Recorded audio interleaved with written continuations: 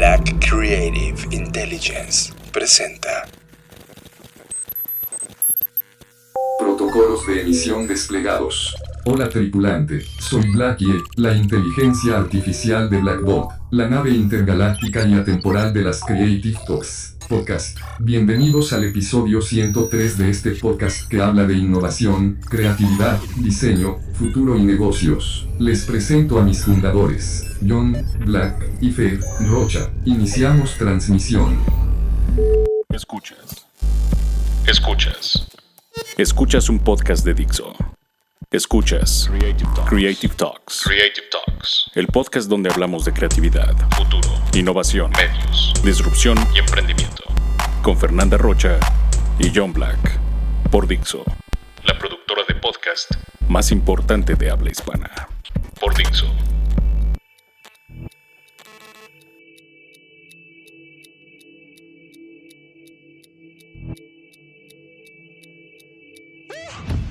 Bienvenidos a las Creative Talks. Fernanda Rocha, bienvenida a esta edición. Hola, ¿cómo están todos? Espero que estén muy bien. Nos retrasamos por temas de espacio y tiempo, pero estamos de vuelta y es un placer como cada emisión. Tenemos una fantástica edición, así que sobre todo muy intelectual de las cosas que estuvimos viendo a lo largo de la semana. Así que comenzamos y recuerden que este podcast se transmite en Dixo.com. Tema de la semana. Este es el tema que nos robó totalmente la atención. Tema de la semana.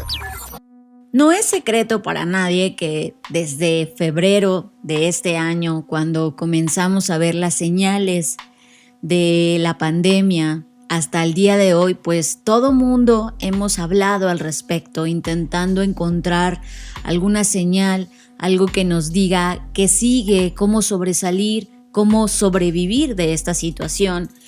Y nosotros en particular en Blackbot tenemos una opinión muy puntual y un punto de vista o una perspectiva muy particular sobre cuáles son los pasos o qué es lo que las empresas tendrían que estar haciendo ahora. Parte de esto, ustedes seguro ya lo saben, porque hicimos un playbook que justo hablaba al respecto y hablábamos de estos tiempos VUCA y de las 9 P's que proponemos como Blackbot para poder sobresalir en estos temas de crisis. Sin embargo, evidentemente no somos los únicos que pensamos de esa forma y hay otros pensadores a lo largo del mundo que han estado también intentando aportar desde su perspectiva cuáles son las cosas que deberíamos estar haciendo como negocios. En particular, esta semana me reencontré más bien, con un pensamiento de Ian Woodward. Él es el creador de una escuela de negocios que se llama INSEAD, The Business School for the World. Es como su eslogan o su propósito. Y lo que hacen en INSEAD es justamente pues pensar cuáles son los siguientes negocios, cuáles son los siguientes modelos, qué es lo que debería hoy estar estudiando alguien para enfrentarse al mundo que hoy tenemos. Y parte de lo que enseñan en la currícula tiene que ver con un libro que están a punto de lanzar. Y en este libro la hipótesis principal es: destruye tu propio negocio antes de que la disrupción te destruya a ti. Y me encanta porque es justamente para nosotros como Blackbot la pregunta de innovación que detona todo.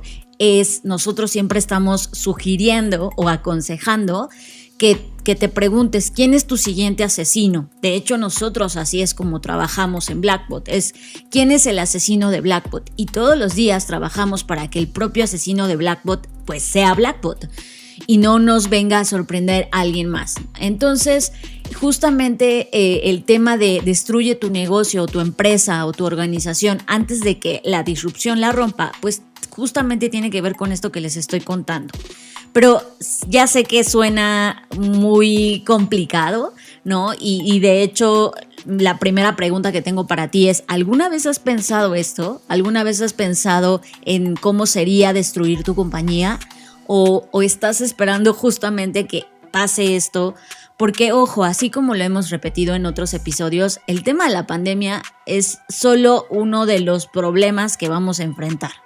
tenemos el problema del cambio climático, tenemos el problema de los estragos que la pandemia está dejando en términos económicos, en términos sociales, etc. Entonces, esto que está pasando es solamente como la punta de un gran iceberg, y si no estamos preparados para esto, pues mucho menos lo estaremos para lo siguiente. Entonces, planificar el futuro de tu empresa comienza por saber cómo destruirla. Y aquí está el meollo del asunto de la innovación. Si bien el tema de la pandemia nos ha empujado a pensar de otras formas, y espero que así sea, o a tener o romper con ciertas asunciones y suposiciones y prácticas que habíamos venido haciendo mal y que no tienen solo que ver con el coronavirus, sino eran cosas que ya estaban mal, pues sí, tenemos la idea todos, ¿no? O la esperanza, como la quieran llamar, de que esta crisis eventualmente pasará. Pero el problema es que sus ramificaciones se van a extender por la economía durante muchos años. Se han hecho diversos cálculos en diversas industrias con el tema del Producto Interno Bruto, de hasta cuántos años se va a ver afectado la economía de los países y por supuesto global, ¿no? Entonces no podemos decir, bueno, ya que se está haciendo la vacuna, ya nos las vamos a poner todos y ¡pum! Va a ser como un acto casi mágico para curarse y que todo va a seguir normal. Sí, como que ese pensamiento está en la genética de los humanos ahora mismo. Hemos visto algunos estudios y los tengo muy claro en la cabeza. Los países de primer mundo, los que tengan prioridad sobre inversión económica en su propia economía, sobre resolución de temas educativos, sobre temas de innovación y tecnología, van a salir de este boquete a partir de 2022, y el curso para tratar de llegar a los límites del 2019 se van a tardar entre 2 y 4 años. En países como el nuestro, el latinoamericano, y dependiendo de la toma de decisiones, una vez que el cambio de poder ocurra, o sea, en realidad nos vamos a tardar una década y años más. Es decir, esto que está sucediendo con el tema del COVID es una ola que, si bien no solamente implica el haberte vacunado o el haberte infectado, ahora va a tener una curva mucho más larga, lenta y desplegada de probablemente una década de rezago económico, lo cual sí cambia para siempre el componente de las compañías y la forma en cómo piensan y operan. Así que por esa razón y por todas las razones que hemos platicado en diferentes episodios, necesitamos jugar o crear nuestra propia destrucción antes de que alguien más o algo más lo haga por nosotros. Entonces, esto que vamos a compartirles es oro puro, porque ha sido previamente probado en el campo, o sea, en la vida real, pues, con más de 1,500 líderes de todo el mundo, ¿vale? Entonces, esto no es como un método o una ideología que aquí nos sacamos de la manga o que nada más como que, eso suena padre, vamos a hablarlo. No, son cosas que ya están validadas y que nos encantaría compartir con ustedes, ¿no? Ahora, tienen que saber que esto que les vamos a contar, normalmente, como es un proceso, pues tendría que incluir participantes de varias empresas, ¿no? O sea, en un estatus normal, entre comillas, esto que les voy a compartir sería mucho más enriquecedor si nos sentáramos todos en una sola mesa a platicar, ¿vale? Pero como hoy no podemos estar físicamente y estamos en esta distancia, ¿no? Pero eso no nos impide que les compartamos, así que optimizamos el ejercicio para que sea solo para ustedes, es decir, solo para una institución o compañía, en un marco de tiempo flexible, porque creo que ese es el otro punto. O sea, hoy la gente quiere soluciones como, pero dime ya qué hago ahorita, ¿no? Y es como, ok, si quieren comenzar ahorita, es momento de, si estás escuchando ahorita el podcast, ponle pausa, ve por una pluma, por un lápiz, siéntate porque vamos a trabajar. Como te decía, idealmente debería haber 4 equipos, cada uno con hasta 6 miembros que trabajan de forma independiente y comparten sus puntos de vista, como todos los ejercicios de construcción, de diseño, de reconstrucción y en este caso de matar o de destrucción, necesitamos la perspectiva de otras personas. ¿Quiénes deberían ser estas personas? Bueno, pues el resto de colegas o colaboradores que tienes dentro de tu compañía, O si eres solopreneur, pues búscate un amigo, alguien que sepas que te va a decir la verdad, porque sí necesitas de la perspectiva de otra persona, porque si tú mismo te estás diciendo como, sí estoy bien en todo, pues obviamente no vas a lograr nada. Entonces, sí trabaja o intenta hacerlo con otras personas para que sea mucho más enriquecedor. Y trata de que esas personas no sean personas que son parte de tu séquito. O sea, personas que todo te dicen sí. Claro, sí, no. Pues si nada más te van a decir que sí, es exactamente lo mismo que si tú estuvieras solo. Exacto. Necesitas personas que te tengan contrapuntos, exacto. Sí, que te complementen, que te reten. Que te digan que no. Que te traigan una perspectiva distinta, que tengan un dominio mucho más amplio de un área de especialidad que tú no lo eres. Es un tema de pensamiento multidisciplinario, porque si te juntas con gente como tú, hazlo solo, ¿sabes? Sí. Entonces, una vez que ya tengas a tu equipo, como te decía, de 4 o 6 personas más o menos, bueno, pues vamos a ir con todo, ¿no? Este ejercicio quiero que sepas que se le llama Phoenix Encounter Method, que sería en español el encuentro con el Fénix. Y como sabes, está esta teoría no es teoría, esta historia de que el Fénix resurge de las cenizas, pues justamente es lo que vamos a hacer, ¿no? Porque nuestro verdadero tema que vamos a encontrar aquí no son las cenizas de la destrucción, sino la compañía revitalizada que surgirá de estas cenizas, lo cual me parece magnífico. Este proceso se desarrolla en 3 etapas. Es muy sencillo para ser tan enriquecedor. O sea, es muy simple para ser tan profundo y es muy bueno. La primera etapa es trabajo de base, es decir, aquí hay que hacer pues la chamba dura de cuestionar las mentalidades, los valores predominantes de la compañía actualmente, examinar las principales tendencias mundiales, por supuesto, para ver qué está pasando allá afuera, qué es lo que estamos viviendo, no solamente en términos de, la tendencia pues es la tecnología, no te quedes ahí, piensa en las expectativas sociales que está generando esta nueva tecnología, en las expectativas que se están generando alrededor, en los límites que todavía no surgen como tendencia, pero que están comenzando a hacer una señal de cambio. Ya vamos a profundizar en cada una de ellas, pero mucho de lo que ocurre en esta etapa base es cómo estás pensando, cómo está procesando el pensamiento de tu compañía y qué cosas estás viendo alrededor. Es decir, tendencias, señales, opiniones, libros, data que te pueda dar un sentimiento y un olfato instintivo sobre las cosas que están por ocurrir en los siguientes años. Esa es la etapa 1. La etapa 2 se llama campo de batalla. Aquí viene la madriza, como se dice coloquialmente. El facilitador, que en este caso pues tendrás que ser tú porque tú eres el que va a transmitir este conocimiento, tienes que entregar una breve lista de escenarios que podrían afectar a la empresa. Y aquí, aquí sí te tiene que salir esta parte que seguro todos tenemos de ser catastrofistas, de a ver qué podría salir mal. ¿Cuál es el peor escenario que nos imaginamos? Y tienes que hacer una lista de esto, de todas las situaciones malas que te imagines. Así, por ejemplo, ¿qué podría salir mal? Pues que esto que decíamos, ¿no? Que efectivamente la economía en 10 años se rezague. O que en 3 años no podamos tener todavía un acercamiento físico o no sé. O que la vacuna no funcione, ¿no? O sea, piensen en todos los escenarios que podrían salir mal. Ahorita obviamente están sesgadas mis sugerencias porque tienen que ver con el COVID, pero piensa en todo lo que podría salir mal en todos sentidos, o sea, que de repente el giro de tu empresa estuviese prohibido, ¿no? Entonces, aunque estas cosas pueden sonar como, Fer, pero eso no puede pasar, bueno, hasta esas cosas que te parezcan ilógicas o que no podrían pasar, tendrías que imaginarlas en este listado de escenarios.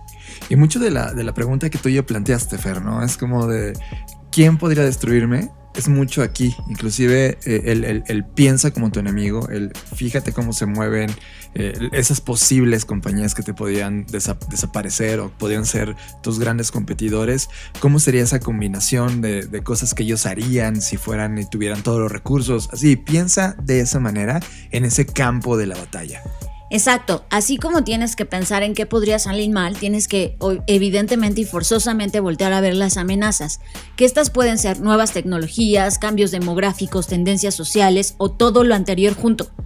Y los miembros del equipo tienen que elaborar el ataque más devastador que se les ocurra para atacar a la empresa en cuestión. En este caso, si nosotros lo hiciéramos, tendríamos que crear la estrategia más devastadora para matar a Blackbot. Así tú tienes que, con estas ideas, con todo lo que podría salir mal, más todo lo que tus competidores o no competidores, porque igual dices, híjole, es que si Spotify lanza X cosa que yo hago, me mata, porque él tiene una infraestructura súper robusta. Eso me encanta como ejemplo, porque justamente hace unas horas estábamos viendo un documental de Red Bull Music Academy, que está en el canal gratuito de Red Bull en todas las plataformas, y estaban haciendo un documental sobre la música hip hop de los 80s y de los 80s a 90s, esa década. Y entonces combinas antes de que existieran plataformas de distribución de contenido digital, la única manera de viralizar los contenidos era la tecnología existente llamada cassette. Entonces los boomboxes o las gabachas o los estéreos, ¿no?, portátiles, eran el canal de distribución de esos contenidos. Entonces en algún momento dices, oye, ¿qué pasa con Spotify, que es una de estas plataformas globales? Pues igual hasta la contracultura es parte de la respuesta. Es como de, oye, ¿y qué tal si regresamos a los boomboxes? Y de repente las personas que están como en un trending y regresando a lo básico y al back to the basics de los 80s y 90s, pueden tener lectores de cassettes, y cassette se convierte en parte de tu distribución de contenidos. Así que piensa en una estrategia que en esta fase tienes que pensar en la estrategia que podría matar a tu compañía. Por eso es el campo de batalla, porque aquí es de verdad enfrentarte y decir, a ver, ¿qué mezcla de cosas, de factores internos y externos podrían matarnos? Y finalmente, después de la batalla viene la calma, y la fase 3 o la etapa 3 es el avance o el resurgimiento. Y aquí es donde, una vez que conocemos cuáles son la estrategia o las estrategias o las cosas que podrían matarnos, pues entonces nos vamos a poner a chambear por establecer nuevas prioridades estratégicas que eviten que eso que ya vimos que podría salir mal ocurra, y qué cosas de eso podemos contrarrestar nosotros mismos. Es decir, hay cosas que tú no vas a poder, como el cambio climático. No es como que tú seas Dios y digas, ya no más cambio climático y se arregle. Son cosas que están fuera de tu alcance, pero sí que puedes crear estrategias para entonces contrarrestar las cosas que te podrían matar debido al cambio climático. Es decir, si eres una compañía que está entregando a domicilio, bueno, pues piénsate qué tipo de empaque, qué tipo de entrega podrías hacer para no ser tan contaminante, etc. Entonces, en esta fase 3 vamos a crear soluciones o alternativas que contrarresten todo aquello que encontramos en la fase 2 que nos podría matar, ¿vale? Así, estos son los 3 pasos que de verdad para ser tan enriquecedores, como lo decía al inicio, son muy efectivos y muy sencillos. Repasándolo, la etapa 1 es trabajo de base, etapa 2 campo de batalla, etapa 3 avance. Ahora, si bien ya dije que son muy sencillos, pues vamos a profundizar un poco más, porque ustedes van a decir, bueno, pero ¿y cómo le hago? Bueno, ok, vamos a profundizar en la etapa 1. La etapa 1 vas a definir el status quo de tu empresa, ¿vale? Antes de la primera reunión o sesión de trabajo, te sugiero que los miembros o los participantes hagan una previa evaluación franca, por favor, franca, honesta, de cómo está actualmente la empresa. ¿Cómo está lo bueno, lo malo, lo feo? Ya parece película, pero así es. ¿Cuál es la visión de la empresa? ¿Cuáles son sus prioridades estratégicas? ¿Cómo crea valor para las partes interesadas? Ya sean clientes, empleados, socios, inversionistas, bla, bla, bla. Todas las personas que tienen contacto con la empresa. ¿Cómo captura valor por sí misma? ¿Cuáles son las fortalezas, las debilidades, las oportunidades, las amenazas? ¿Cómo se reflejan estas en la forma en la que ustedes hacen las cosas? Todas estas preguntas, e incluso otras que se te ocurran que sean, puede ser que hasta sean incómodas, pero se las tienen que hacer en este material previo, porque esto va a ser útil no solo en la etapa 1, sino en las siguientes, porque nos va a dejar ver una radiografía, una foto real de cómo vemos la empresa, porque en el día a día lo que vemos es, no, vamos muy bien o vamos muy mal, pero nunca nos cuestionamos por qué estamos yendo tan bien o por qué estamos yendo tan mal. Y esta primer fase de definir el status quo nos permite decir, a ver, ¿qué estamos haciendo ya? de verdad, realmente, honestamente, qué estamos haciendo. Y como lo dije, lo bueno, lo malo y lo feo. Creo que un par de libros interesantes, claro, esto lo puedes hacer sin referencias bibliográficas, como de, a ver, voy a decir lo que quiero, ¿no? Pero creo que mientras más fuentes y libros tengas que te van dando esta guía, creo que 2 de los libros esenciales para contestar estas preguntas sería, sí, definitivamente Simon Sinek, que trae el Start With Why, es un tema interesante, y el último libro, el Juego Infinito, es un tema interesante también, porque el tema es diseñar una compañía que no tenga fecha de caducidad, porque tú constantemente estás siendo fiel a este gran propósito de la compañía. Ahora, tú te preguntarás, oye, pero ¿por qué cada uno de los participantes tiene que hacer este informe o este reporte o este cúmulo de información si todos estamos trabajando para la misma empresa? ¡Bingo! Porque cada persona, aunque esté trabajando para la misma organización, tiene un punto de vista diferente. Y a lo mejor algo que tú digas, no, en esto estamos súper bien, esto va muy bien. La otra persona dice, no es cierto, en esto estamos mal por esto y por esto y por esto. Entonces, por eso necesitas que todas las personas que van a participar en esta sesión de trabajo hagan este listado de preguntas, ¿no? Y si quieres, tú haz el cuestionario para que todos tengan las mismas preguntas, o deja que cada quien haga sus propias preguntas, como tú quieras, pero sí necesitas tener esta guía de qué cosas se van a preguntar, ¿no? Contemplando lo bueno, lo malo y lo feo. Ahora, una vez que ya estén trabajando esto, pues se van a encontrar cosas que a lo mejor ya sabían, pero que nadie se atrevía a decir. Y pues ni modo, o sea, desde aquí ya es donde empieza la chamba, porque es un trabajo muy introspectivo. Quizás te vas a topar con que algunas cosas son confusas porque se contraponen, pero sí necesitan ser muy, muy honestos con las cosas que van a poner ahí, aunque duelan. Ahora, el paso 2 es, ok, ya definiste y cuestionaste el status quo de tu empresa. Bueno, ahora vas a cuestionar tu propia forma de pensar de manera individual.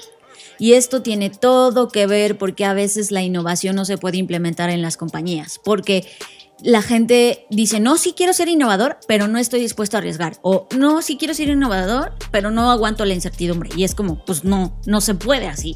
Entonces, para poder matar tu propia compañía, necesitas evaluar cuál es tu forma de pensar, cuáles son tus propias actitudes hacia la disrupción, qué tan dispuesto estás a denunciar prácticas obsoletas e identificar problemas en el horizonte o en los límites, cuáles son las características que dentro de la organización los líderes más admiran o qué cosas moldean sus propios estilos de liderazgo, de gestión, para bien o para mal. Entonces aquí vienen las preguntas de manera personal. Aquí sí es un trabajo de, a ver, ya en serio, ¿qué estoy queriendo para la empresa? ¿Qué estoy frenando? ¿Cuáles de mis actitudes no están permitiendo que avancemos? Y una vez que pases esto, vas al paso 3. Identificar amenazas y herramientas, ¿vale? Entonces ya primero la empresa, luego nosotros y ahora qué está pasando en el exterior. Y esto tiene que ver con todo lo que puede alterar a la empresa en todas sus formas, para bien o para mal. Tiene que ver con el Internet de las cosas, la impresión 3D, la cadena de bloques o blockchain. Tiene que ver no solamente con eso que es obvio, sino también con las consecuencias que eso tiene. Pensemos en casos como, no sé, los teléfonos inteligentes, ¿no? Que no solo afectaron, por ejemplo, a Nokia o a Motorola, afectaron toda la industria, afectaron los dispositivos GPS, afectaron las cámaras de bolsillo, hicieron posible Uber, etc. Es decir, no pienses solo en la tecnología obvia, como decir, bueno, es que algo que me puede afectar es la impresión 3D. Ajá, pero ¿qué puede provocar la impresión 3D? ¿Qué otras cosas, qué otras industrias, qué otras aristas de la humanidad puede modificar, moldear o afectar que también inevitablemente te van a afectar a ti? Entonces no te quedes solo con lo obvio de, pues me va a afectar esta tecnología. Ajá, pero ¿qué cosas esa tecnología también va a afectar? ¿Qué otras industrias va a cambiar? ¿Vale? Hasta aquí es la etapa 1. Si te das cuenta, es mucho de lo que habíamos platicado, es el trabajo de base. Uno de los problemas que te vas a topar, y ese es un problema de ceguera de taller, ¿no? Así se le dice a ese fenómeno, es que si eres el dueño de la compañía o estás lidiando con estos directores o dueños de la compañía que no tienen tanta información en la mesa y no están dispuestos a abrir el debate, no van a ver las amenazas como amenazas, simplemente las van a ignorar. Aquí necesitas total paciencia y apertura. Es como nosotros en la semana tuvimos un encuentro con hoteleros del Bajío aquí en México y les poníamos en la mesa posibles amenazas que iban a enfrentar en términos de innovación, y el 90% de todos los hoteleros no veían las amenazas como amenazas porque le ignoraban. Y lo que tenías que hacer es ser explícito en la data y en la evidencia de cómo estas amenazas podrían impactar o podrían trascender en el tiempo y realmente poner en riesgo a lo que ellos estaban haciendo en ese momento. Entonces aquí es probable que atravieses 3 cosas: una en enojo, una decepción, pero la única forma de atravesarla, y es cuando viene la esperanza, que son las 3 cosas que sientes, es cuando eres capaz de transmitir con data las cosas que tú estás viendo para que el resto de personas que desconocían cómo lo procesabas puedan ellos entenderlo y tener un aha moment, que es este momento donde se ilumina, es como, ya lo estoy viendo como lo estás viendo. Ahora viene la fase del campo de batalla. En la etapa 2 hay 3 pasos también. El primero es lanzar los escenarios. O sea, en una sesión de trabajo decir, oigan, aquí está la lista de todas las cosas que podrían salir mal, de todas las empresas, de todos los competidores o no competidores que podrían matarnos si hacen A, B, C o D, ¿vale? Esa es la primera fase, como lanzar la bomba. El segundo paso es pensar como tu enemigo, y esta es la parte crucial de este proceso que estamos llevando a cabo.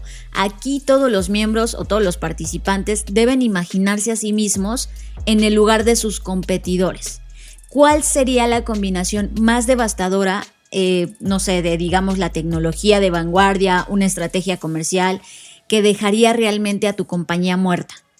Aquí es donde vas a jugar como el enemigo y vas a decir, ok, si yo fuera tal, ¿cómo mataría a esta empresa? En la semana estuve leyendo con mucha profundidad porque en mi mente había quedado la idea muy poderosa de por qué Kodak, ¿no? Que es uno de los ejemplos comunes, y la razón por la cual lo tomamos es porque la gente tuvo un momento de interacción con Kodak en algún momento de sus vidas. Kodak inventó la cámara digital, como la conocemos hoy, en 1975. Y en 1975 ya el fundador de Kodak ya no estaba vivo. Él había muerto al parecer 2 décadas antes, y entonces los dueños de Kodak y el CEO y los directores de Kodak, que solamente estaban pensando en el negocio como había sido heredado, sino no estaban pensando en el negocio como tenía que ser.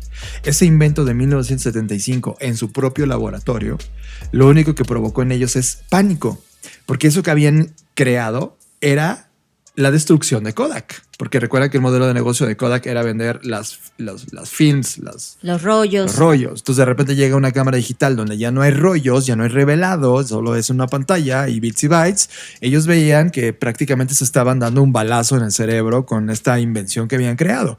El tema es que ahí viene esa pregunta, ¿no? Piensa como tu enemigo. ¿Qué podría pasar? ¿Cuál es tu cámara digital en tu compañía? Es decir, ¿tú puedes crearla? La respuesta es, por supuesto, créala. Probablemente, ve la distancia, 1975 al 2000. ¿Cuántos años pasaron de maduración? Cerca de 40, ¿cierto? Entonces, una vez que inventas algo, lo que pasa es que ganas un cheque al portador con sangre nueva para convertirlo en un nuevo modelo de negocio, y tú te diste cuenta antes que nadie, antes de que alguien que no tuviera piedad se diera cuenta y te destrozara, que es lo que le pasó a Kodak. Entonces aquí en este tema de piensa como tu enemigo, sí necesitas ser despiadado con el pensamiento de cómo te podrías destruir.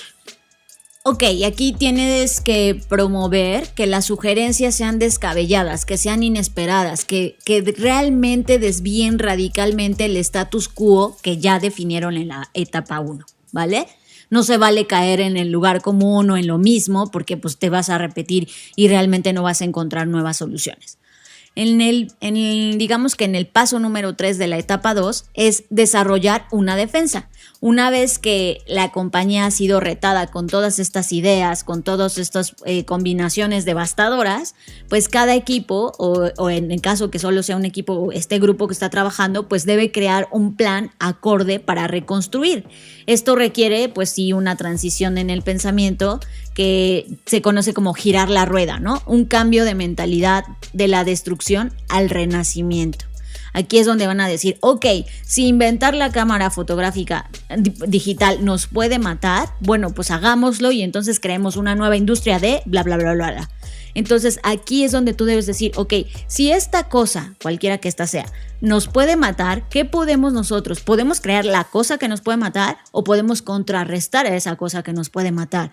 O crear un nuevo modelo de negocio a partir de esa. De eso se trata, de que cambies, ahora sí, de que resurjas de las cenizas, como se llama esta metodología. Y finalmente, pues tenemos la etapa 3, que es avanzar. Y aquí viene lo que a muchos no les gusta, pero que es indispensable y súper necesario, y es el tema de la planificación. Aquí tienes que hacer un plan para el futuro una vez que encontraste la estrategia y decir, ok, para llevar a cabo esta estrategia de defensa, ¿qué paso tenemos que dar? Bueno, a partir del lunes el paso 1 es tal, el paso 2, 3, 4, 5 o los pasos que tú quieras en el plazo de tiempo que tú creas o consideres que es bueno, ¿no? Normalmente las empresas pues ya sabemos que somos muy cortoplacistas y que planeamos de aquí a 3 años, 5 años máximo. Ojalá pudieras extender y romper esa línea de tiempo y pensar realmente en el futuro, 10, 20, 30, 40 años. Pero si están empezando, ok, con que tengas una planificación hacia el futuro sobre lo que debe ocurrir para que eso que ustedes detectaron se pueda llevar a cabo, se pueda contrarrestar o se pueda potenciar, bueno, van a tener que trabajar en estrategias, ¿no? Y esto, lo que yo te sugiero es que en este paso de nuevo corras un FODA o este análisis, porque te aseguro que va a estar totalmente actualizado. Las fortalezas ya no van a ser las que tú creías, las oportunidades, ni las debilidades, ni las amenazas, y eso les va a dar mucho más material o más inputs para poder crear un plan mucho más robusto, ¿vale? Pero aquí, como lo decía John, tienen que estar todas las partes interesadas, porque si no está un elemento clave, de repente tú quieres ejecutar el plan y alguien dice, oye, ¿qué está pasando? ¿Esto por qué lo están haciendo? Y pues no, te lo van a echar para atrás. Así que necesitan estar las personas que toman decisiones en todo este proceso. Finalmente, el paso 2 es insertar el ADN del Fénix. ¿Qué significa eso? Bueno, sí existe un peligro inminente que después de esta sesión todo el mundo diga, sí, vamos arriba, y con el pasar de los días otra vez nos come la rutina y volvemos a caer en las mismas cosas y se nos olvidó todo lo que logramos en esta sesión. Así que necesitas que esto se convierta en parte del ADN, para que no se agote, para que no sea como que solo el impulso de la emoción del momento. Entonces, para que eso ocurra, la sugerencia que dan en esta metodología es que se concentren primero en el plan de 100 días, los primeros 100 días, y así sucesivamente, primeros 100 días, los siguientes 100 días, de manera que se sienta orgánico y que no sea como, ay, no, es que no me va a dar tiempo porque tengo que sacar 10,000 copias o tengo que hacer 1,000 cosas o mandar 10,000 correos. Si lo planificas en bloques de 100 días, puede que se vaya quedando en el ADN y después ya sea como parte orgánica de la forma de pensar, de que siempre estén retando, qué cosas pueden mejorar, etc. Entonces, esa es la sugerencia que nos dan en esta metodología, ¿vale? Así que aquí están estos 3 pasos. Necesitamos pensar que todo lo que estábamos pensando pues debe ser replanteado, y este tipo de soluciones nos ayudan a entender que si bien el futuro puede ser muy incierto, tarde o temprano vendrá. O sea, no importa qué tanto nos resistamos, el futuro va a llegar, y si no estamos listos, y si no estamos preparados, y si no cambiamos las formas de pensar y de hacer, pues nunca vamos a estar listos para lo que sigue. Siempre nos vamos a sentir como que nos revuelca la gran ola. Si tú estás interesado en este método y en profundizarlo, bueno, te sugiero que adquieras el libro que está próximo a salir el siguiente mes de octubre. Se llama The Phoenix Encounter Method, Lead Like Your Business is on Fire. Me encanta el título. Lidera como si tu negocio estuviera en llamas o en fuego. Así que, pues ya está, va a salir en octubre, disponible en Amazon. No me están pagando nada por hablar del libro, simplemente creo que es una herramienta súper poderosa que te puede ayudar a crear o destruir tu compañía. Durante mucho tiempo nos han enseñado que hay que vivir el presente, porque no sabemos qué nos va a deparar el futuro. Pero nosotros no estamos nada de acuerdo con eso. En Black School jugamos con las líneas del tiempo y creamos el taller de futuros personales. Un taller que te permite reflexionar sobre tu pasado, analizar tu presente, dar voz a tu futuro y diseñar un plan para alcanzarlo. Un taller que utiliza los métodos que han sido practicados por futuristas en todo el mundo a lo largo de varias décadas para obtener un plan específico para tu siguiente etapa de vida y planes de contingencia para cambios inesperados. Taller de futuros personales. Aplicaciones abiertas ahora mismo. Tiempo de arranque 06 de octubre de 2020. Taller de futuros personales. Black School. Y cada año es una tradición en Blackbot, es una tradición que necesitamos reprocesar, por cierto. Participamos en un proyecto que creemos muchísimo de base, porque tenía una comunidad interesante, tiene una comunidad interesante de becarios en México que son ayudados, financiados o que de alguna manera los recursos de una fundación que se llama Fundación Telmex Telcel despliega para poder tener estos recursos para personas que tienen necesidades importantes en términos de educación y puedan, gracias a esta beca, poder continuar sus estudios y convertirse en alumnos de excelencia.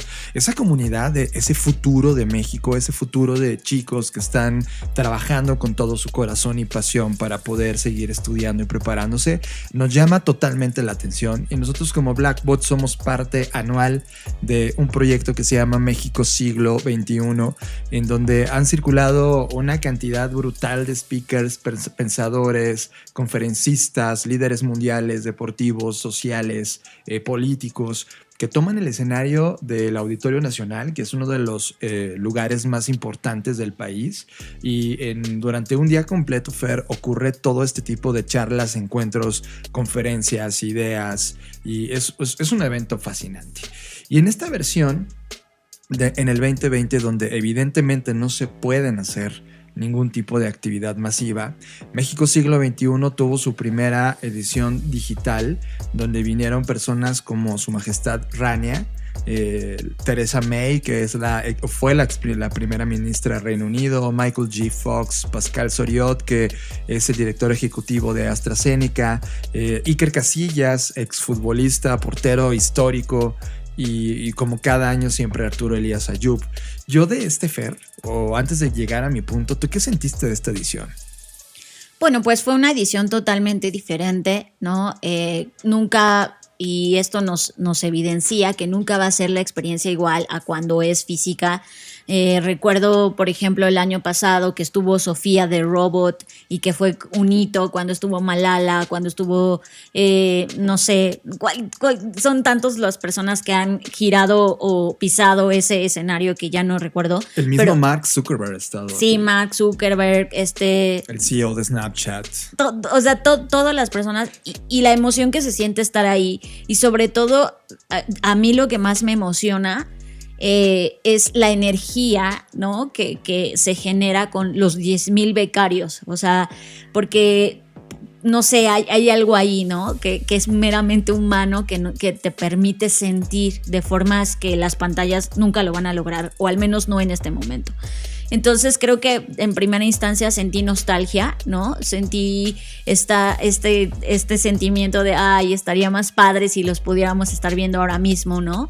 Y sin embargo, contrarrestando esto, pues también me dio mucha alegría porque pues quitas como estos límites de, bueno, al Auditorio Nacional solo le caben 10,000 personas, pero estando en plataformas digitales, pues pueden llegar a mucho más personas. De hecho, mucha gente se sorprendía de, no inventen que llevan 18 años haciendo esto, ¿por qué no me había enterado?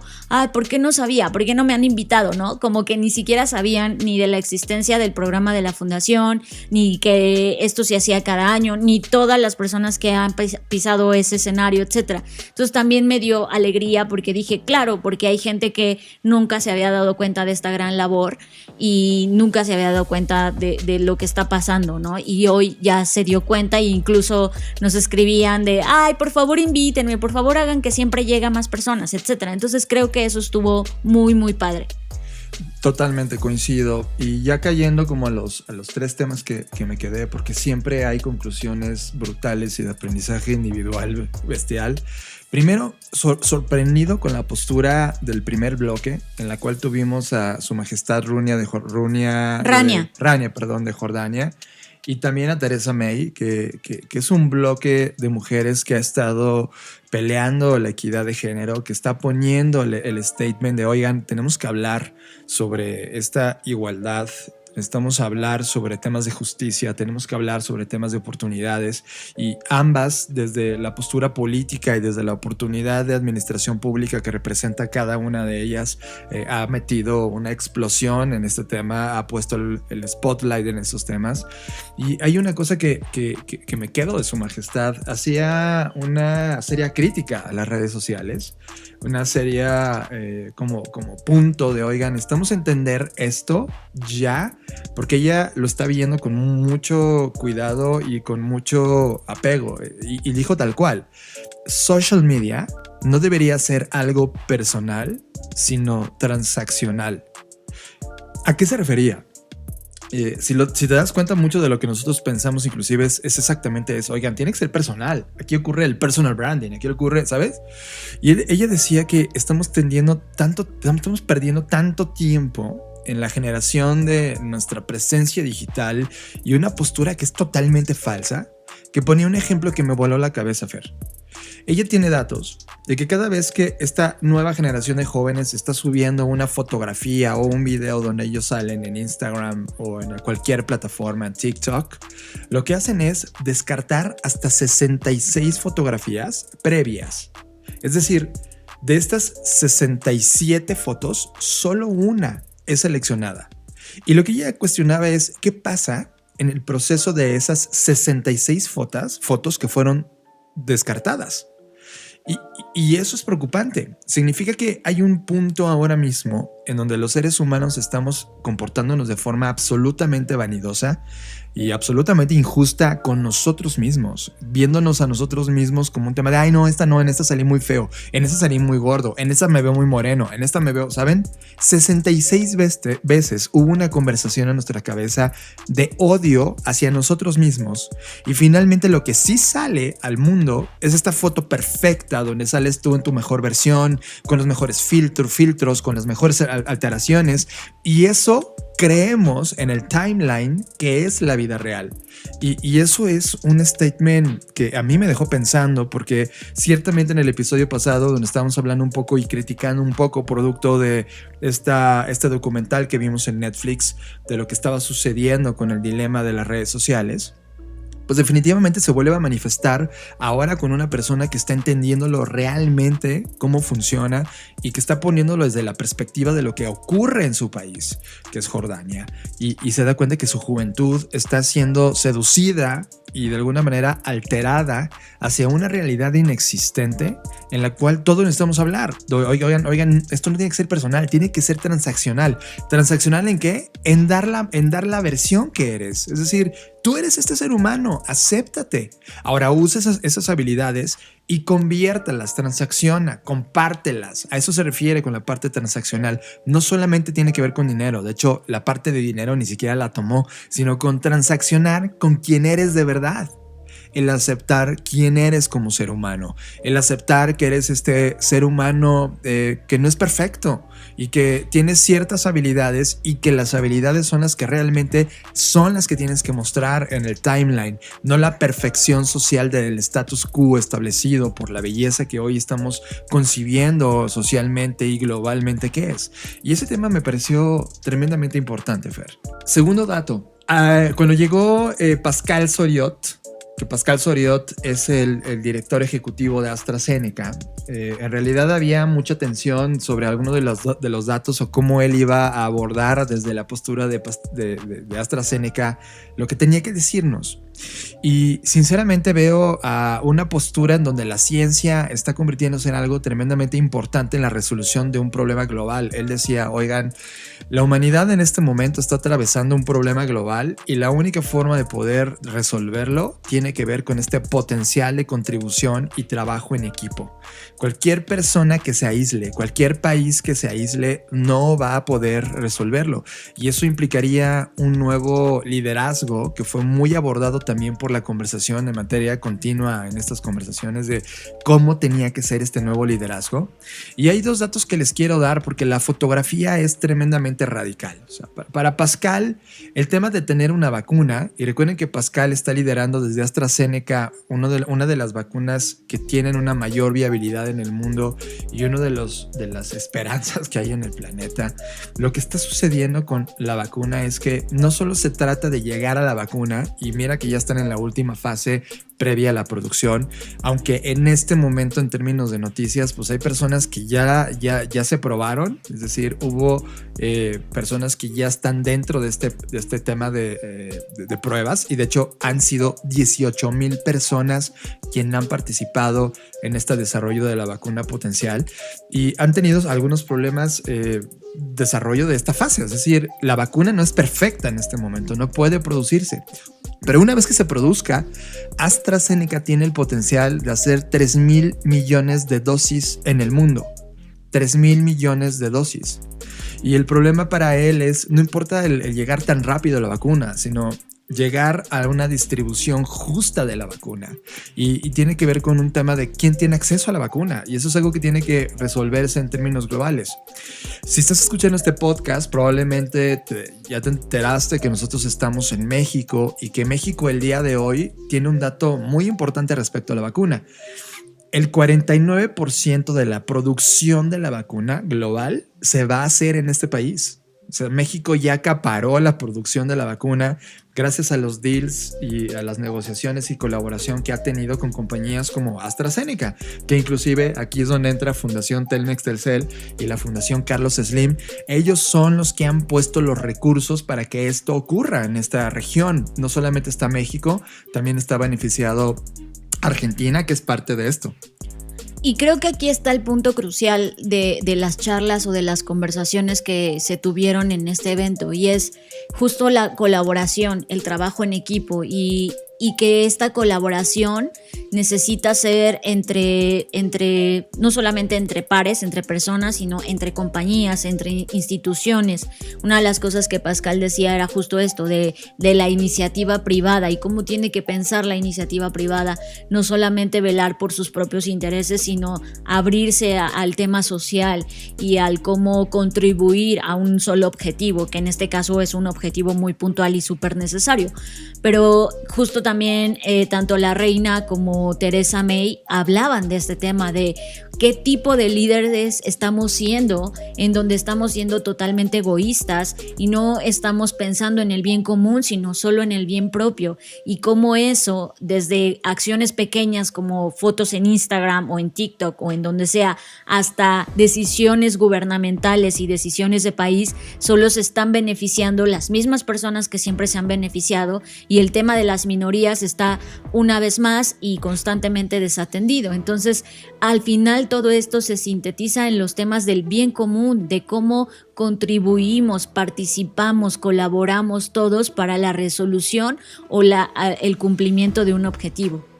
Una de las cosas que me inquietó y que él como uno de los grandes responsables dentro de AstraZeneca está viendo es que si bien esta cooperación global con un objetivo en común provocado por una crisis detonada, que es el tema del COVID o el tema de llegar rápido a la vacuna, pues estableció estos lazos de colaboración de manera forzada. Pero él ponía, oigan, cuidado. Lo que tenemos que hacer como humanidad es que, ok, ya tenemos una elección, sí podemos colaborar, o sea, sí estamos lográndolo, sí la iniciativa privada, sí los gobiernos, sí nosotros, sí las personas están poniendo cada uno de su lado para poder resolver esta crisis. Pero esto no significa que sea una crisis que una vez superada se borre cualquier otro tipo de colaboración. Menciona, Tenemos nosotros que prepararnos, aprender esta lección para poder pelear contra el cambio climático juntos, que puede ser una amenaza mucho mayor a lo que estamos atravesando con el COVID-19. Entonces, este tema me deja inquietado, pero por un lado te deja ver qué está pensando este tipo de compañías. Él señala de manera textual: la lección más importante en este momento es que la salud es uno de los elementos más importantes en esta economía y una prioridad global. Y también la crisis aceleró esta adopción digital, la hizo sofisticada y robusta. Hizo que todos, por primera vez globalmente, invirtiéramos en innovación y ciencia. Y esas son dos palabras importantes. ¿Qué está ocurriendo con la innovación y la ciencia en el país donde tú estás escuchando ahora mismo este podcast? En la línea de tiempo que lo estás escuchando. ¿Es una prioridad? ¿Siguen tomándose decisiones con base en otro tipo de prioridades? ¿O sí tiene que ver con innovación y ciencia? Y si no está siendo con innovación y ciencia, entonces algo está pasando mal en ese lugar que necesitamos corregir. Y él apunta claramente a eso. La única manera en la cual la humanidad va a poder dar este salto es entendiendo esa prioridad: innovación y ciencia. Media, todos los contenidos que estamos viendo, series, videos, media. Fer, y en esta ambición que tenemos tú y yo de estar constantemente expuestos a contenidos de todo tipo, una de las plataformas que no le hemos dado tanta justicia en este podcast es hablar de Apple TV, que en realidad cualquier cosa que estamos consumiendo dentro, desde The Morning Show, cualquier cosa que le damos play, pues la verdad sí nos inquieta. Son cosas súper interesantes, producciones muy sofisticadas, con temas muy fuera del status quo inclusive, y estas cosas nos atrajeron y le dimos oportunidad a una serie que se llama Sí. Cabe mencionar que en realidad yo no quería ver la serie porque Jason Momoa no es uno de mis actores preferidos, ¿no? Se me hace, con todos los papeles que ha hecho, como un actor muy flojito en muchos sentidos, y eso me causaba cierta resistencia, pero quise confiar, ¿no? Justamente por pensar de no solo tengo que ver las cosas que creo que van a estar buenas, tengo que exponerme a más cosas, y fue muy gratificante porque me llevé una sorpresa muy buena. El argumento es este: ocurre en el futuro.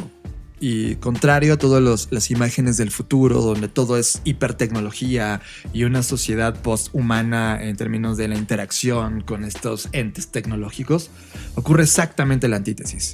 La humanidad no logró, la tecnología no trascendió. La humanidad, de hecho, perdió uno de sus sentidos más importantes, que es el ver. No existe la vista en una sociedad que casi quedó exterminada por algún problema que no manejan, no se habla a profundidad. De hecho, se habla como casi algo mítico, algo que ocurrió muy en el pasado y que está prohibido hablar de eso, pero que esa generación de humanos eran malditos y que de alguna manera el planeta y el nuevo Dios los había castigado a esos seres humanos por no entenderlo y nos quitó la vista. Y ahora la humanidad vive en un planeta que está ahora ya equilibrado, es decir, la naturaleza volvió a tomar el poder y ahora el humano vive como una bestia más dentro de ese lugar, y los humanos que viven en esa era no pueden ver. Sin embargo, han desarrollado pues el sentido del olfato, el sentido del oído, y están otra vez creando estas primeras sociedades en fase 1, donde están empezando a tener como organizaciones muy primitivas, muy étnicas, en la etapa de esa nueva generación humana, Fer. Creo que lo que más me llama la atención de este planteamiento es justo la idea o la metáfora más bien de la visión o del poder ver, porque plantea a partir de este pretexto cómo es que hoy, aunque vemos, estamos ciegos en muchos sentidos, y refuerza teorías que se han discutido a lo largo de los años sobre que solo ves las cosas o solo aprecias las cosas que puedes ver, ¿no? Y solo ves las cosas que puedes entender. Entonces hay mucho que juega alrededor de esta metáfora. El pretexto de no ver se convierte en cosas que hoy están pasando, en cómo hoy estamos cegados por el poder, por otros sentimientos o por otras emociones, y que eso nos ha impedido o nos está impidiendo actualmente como humanidad pues poder estar más en armonía, o al menos no tener tanto, no sé, tanta polarización, por ejemplo. Entonces creo que eso es lo que a mí me gusta más, ¿no? Como no el mensaje superficial, porque cabe mencionar que sí, de repente hay episodios que van lentos, desde mi perspectiva, porque a mí me gusta como que las cosas vayan más rápido, pero en esta lentitud permite explorar justo estas reflexiones, ¿no? Que obviamente dependerán de cada quien, pero creo que eso es lo que a mí más me gusta. Creo que la crítica en general destrozó la serie. Es como nació en el 2019 y la destrozó. Muchos han señalado que inclusive es la peor serie que han visto en su vida. Y nosotros no estamos de acuerdo. O sea, creo que ese punto de crítica que tú tienes sobre la capacidad de ver se vuelve en un planteamiento intelectual súper profundo. En nuestra generación tenemos vista, ¿ok? Tú y yo como seres humanos, la gran mayoría podemos ver. Tenemos 5 sentidos muy activos. El hecho de ver cosas de la manera en cómo procesa nuestro cuerpo no necesariamente te dice que el mundo es exactamente como nosotros lo vemos. Esa capacidad de ver sigue siendo un ejemplo importante en todo. Por ejemplo, la gente que está viendo el futuro, ¿no? Es una capacidad distinta que no todo mundo puede ver. Y dentro de la serie, a las capacidades distintas o las satanizas, ¿no? Que es como un tema de son brujos, son personas que necesitan morir porque son tocados por el diablo, o las conviertes en deidades, que es mucho de cómo el humano procesa el oye, a ver, ¿dónde te puedo acomodar? ¿Tú eres bueno o malo? Porque no entiendo si eres extraordinario o algo estás en medio, y te meten en esa caja. Lo que hace esta serie es que critica esa parte de la humanidad, que por cierto va a tener una segunda temporada, lo cual es tremendamente interesante. Yo la voy a ver definitivamente, pero sí te pone a pensar cómo esta capacidad de ver sigue siendo una incapacidad humana aunque tengamos ojos. Y ese es un statement fuerte que tuve después de ver esta serie. Es de, no estamos viendo cosas. La gente no logra entender que tiene que usar un tapabocas. La gente no logra entender con los directores de un país el que la innovación y la ciencia se vuelven relevantes y la prioridad número 1, y siguen haciendo sus decisiones populares porque viven de eso en la democracia. Creo que no estamos viendo del todo la fotografía correcta de lo que estamos viviendo en esta línea de tiempo, y esta serie llamada Sí te da ese golpe en la cara. Es, oye, mira, aquí hay un ejemplo de una post-humanidad donde la capacidad de ver se diluyó. ¿Y qué está pasando en tu línea de tiempo? Tú que tienes ojos, ¿cómo te estás desenvolviendo? ¿Qué logras ver de las cosas que están ocurriendo? Y te das cuenta que seguimos igual de ciegos. Creo que ese es el punto más duro, ¿no? Como refuerza este tema de que la visión o el poder ver es meramente interpretativo. O sea, tenemos el ejemplo de la conquista, ¿no? Donde decían que cuando los españoles llegaron aquí a la gran Tenochtitlan, les vendían espejitos por oro, ¿no? Hay esta historia que pues no es de todo cierta, pero bueno, está esta historia de ejemplo. ¿Y a qué voy con esto o qué tiene que ver? Es que, pues claro, si yo veo que algo brilla y no conozco el espejo, por supuesto que voy a pensar que son diamantes o que es oro o que es algo valioso, ¿no? Porque es lo que veo y es algo que no he visto. Y lo mismo pasa hoy con todas las realidades. O sea, lo que tú ves crees que esa es la realidad, cuando la realidad pues tiene muchas formas, ¿no? Que casi que pues infinitas, y hacemos como combinaciones de todos los seres humanos que estamos acá. Entonces creo que eso es lo más valioso, el entender que el poder ver, como se llama la serie, sí, es un tema que necesita no solamente los ojos o no solamente el cerebro funcionando para poder ver, sino de un tema de conciencia, empatía, entendimiento de todas las realidades que se pueden ver. Tripulantes, estos son los mensajes de voz que hemos recolectado en esta línea de tiempo. Tripulantes. Y estamos totalmente felices porque ahora tenemos un nuevo tripulante y es una persona que admiramos muchísimo. Coincidimos en el FBS